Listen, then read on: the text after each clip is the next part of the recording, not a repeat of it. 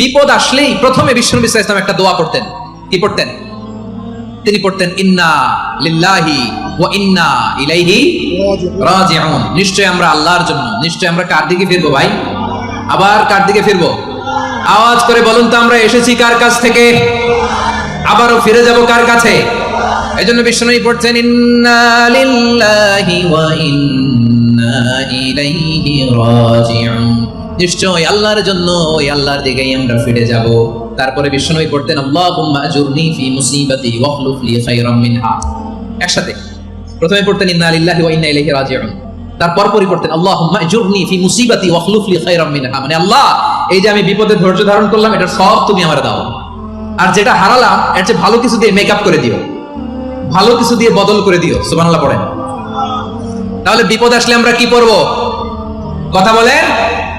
এই যে আমি শুয়েছিলাম, নাশিদ গাচ্ছিল ওরা, এদেশে পরস্পরে দেখা হলে দেয় সালাম, এদেশে আমজনতার হৃদয় জুড়ে পাকালাম, এদেশে বিপদ এলে সর্বজনে সর্বক্ষণে দোয়া পড়ে ইন্না লিল্লাহ। কি পড়ে? সুবহানাল্লাহ সুবহানাল্লাহ সুবহানাল্লাহ সুবহানাল্লাহ। এদেশে আজান শুনে সূর্য ওঠে শহর গ্রামে, এদেশে আজান শুনে সূর্য ডুবে সন্ধ্যা নামে, এদেশে সকল কাজে সবাই বলে বিসমিল্লাহ, এদেশে ভালো কিছু দেখে শুনে হাসি মুখে সবাই বলে মাশাআল্লাহ। সুবহানাল্লাহ পড়ে। তাহলে বিপদ এলে আমরা কি পড়ি? কথা বুঝলে সবাই উত্তর দিতে হবে। বিপদ এলে কি পড়ি? তাহলে বিপদ এলেই আমরা এখন থেকে ইন্না লিল্লাহ করবো, নাকি হাই হুতাশ করবেন? একদল আছে হাই হুতাশ করে, হায় আল্লাহ রে মোর কি হইল রে, মুই কি হরমু রে, মুই কমবে যামু রে। আছে না নাই? এরকম বিলাপ করতে নিষেধ করেছেন বিশ্বনবী। কি করব, কই যাব, কি হবে, হায় হায়, এরকম হাহুতাশ আছে না নাই? বিশ্বাসীরা হাহুতাশ করে না, তারা ইন্না লিল্লাহ পড়ে। কি পড়ে? মনে থাকবে? আমরা পড়বো ইন্না লিল্লাহি ওয়া ইন্না ইলাইহি রাজিউন। নিশ্চয়ই আমরা আল্লাহর জন্য, আমরা আল্লাহর দিকেই ফিরে যাব। এরপর পড়বো আল্লাহুম্মা আজুরনি ফি মুসিবাতি ওয়াখলুফ লি খায়রাম মিনহা। আল্লাহ, আমি যে বিপদে ধৈর্য ধারণ করলাম এটার সওয়াব দিও, আর যা হারালাম তার চেয়ে ভালো কিছু দিয়ে বদল করে দিও। সুবহানাল্লাহ পড়েন। বিশ্বনবীর হাদিস শুনলেন উম্মে সালামা রাদিয়াল্লাহু তাআলা আনহা। ওনার স্বামী হলো আবু সালামা। মজার ঘটনা খেয়াল করে শুনেন।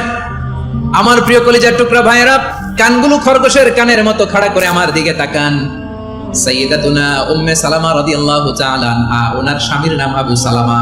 শ্রেষ্ঠ দম্পতি, শ্রেষ্ঠ ফ্যামিলি। প্রথমে হিজরত করেছিলেন হাবাসায়, পরে হিজরত করেছেন মদিনায়। উহুদ যুদ্ধের পরে ওনার স্বামী আবু সালামা ইন্তেকাল করলো, শহীদ হলো। সুবহানাল্লাহ পড়েন।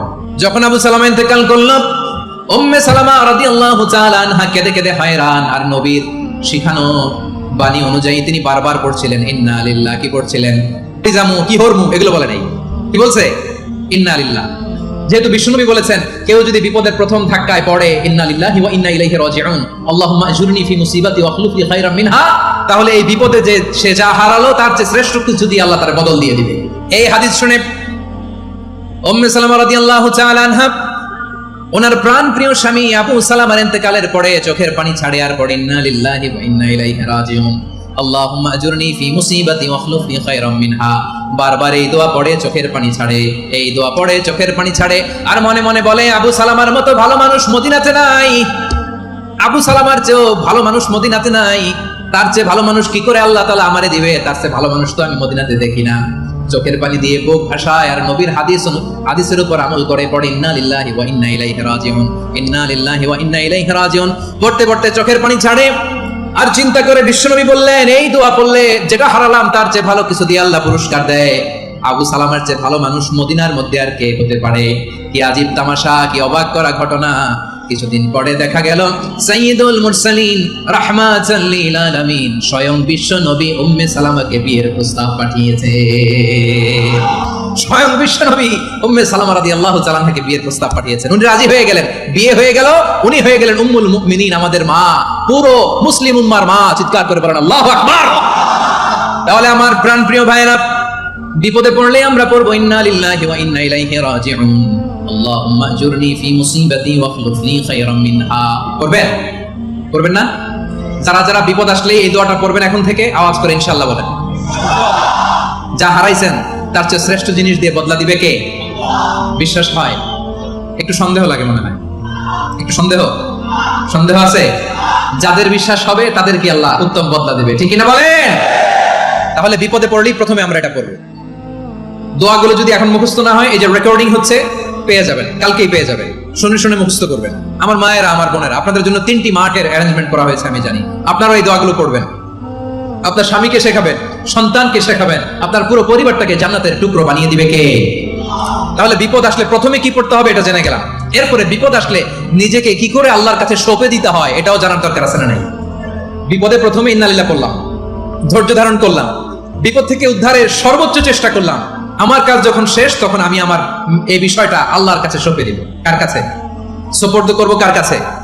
বান্দা যখন মুখ দিয়ে বলে হাসবুনাল্লাহ, আমার আল্লাহ আমার জন্য যথেষ্ট, এই বলে যখন নিজেকে সঁপে দেয়, তার কি লাগবে ওই দায়িত্ব স্বয়ং নিয়ে নেয় কে? সবাই বলেন, স্বয়ং নিয়ে নেয় কে? তাহলে আমার প্রিয় ভাইরা, বিপদের শুরুতেই আমরা বলবো ইন্না লিল্লাহ। শুরুতে কি বলবো? এরপরে যেই বাক্যটা পড়ে নিজের পরিস্থিতিকে আল্লাহর দরবারে সঁপে দিব, সেটা হচ্ছে হাসবুনাল্লাহ। সেটা কি? বিষ্ণু বলেন লা ইয়াজালু লিসানুকা রাতাবান মিন যিকরিল্লাহ, সব সময় আল্লাহর স্মরণ দিয়ে, জিকির দিয়ে জিহ্বাটারে সিক্ত রাখো। আর শয়তানু জাসিমুন আলা কলবি ইবনে আদম, শয়তান বনি আদমের কলবে খামচি মেরে বসে থাকে। ফাইদা যাকারাল্লাহ খালাসা, মানুষ যখন আল্লাহর স্মরণ করে জিকির করে, শয়তান দৌড়ে পালায়। ওয়া ইদা গাফালা ওয়াসওয়াসা, যখনই বনি আদম গাফেল হয়, তখনই শয়তান তার হৃদয়ে ওয়াসওয়াসা দেয়। এজন্য বিপদে পড়লে ইন্না লিল্লাহ, নিজের সব টুকুন করার পরে, নিজের রোল প্লে করার পরে নিজেকে আমরা কি বলে সঁপে দিব? সবাই বলেন, সবাই বলতে হবে, আর জোরে বলে, মনে থাকবে। বিপদে পড়লে প্রথমে ইন্না লিল্লাহ, এরপরে নিজেকে যখন সঁপে দিব তখন হাসবুনাল্লাহ। এরপরে কঠিন বিপদ যদি যখন বিষ্ণুনবী পড়তেন, তখন কি করতেন? এমন বিপদ মাঝে মাঝে হয় না, দেয়ালে পিঠ থেকে যায়, দেয়ালে পিঠ থেকে যায়, চোখে মুখে অন্ধকার, বাঁচার কোনো উপায় নাই, তখন করবা লা ইলাহা ইল্লা আনতা সুবহানাকা ইন্নী কুনতু মিনাজ জালিমিন। আল্লাহ, তুমি ছাড়া কোনো ইলাহ নাই, তুমি পবিত্র, নিশ্চয় আমি জালিমদের অন্তর্ভুক্ত। সুবহানাল্লাহ বলেন। এই দোয়া সাইয়েদনা ইউনূস আলাইহিস সালাম পড়েছিলেন যখন মাছের পেটে ছিলেন। কিসের পেটে? এবং অনেক মুফাসসিরিন ইকরাম বলেছেন, অনেক আহলুল ইলমরা বলেছেন, এটা হচ্ছে ইসমে আজম। ইসমে আজম এমন দোয়া যেটা দিয়ে দোয়া করলে আল্লাহ দোয়া কবুল করে।